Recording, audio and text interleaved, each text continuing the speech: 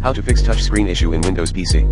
Here are 5 possible solutions to fix your touchscreen in Windows. Try. Solution 1. Restart your PC. Solution 2. Disable then enable the touchscreen again. Solution 3. Roll back the touch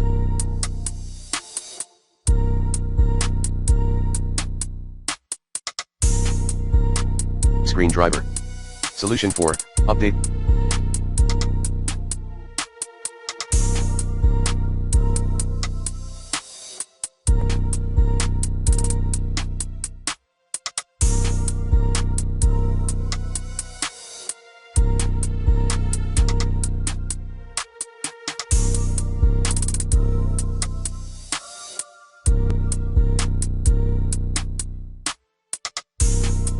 the touchscreen driver using the recommended Avast driver updater in this video guide.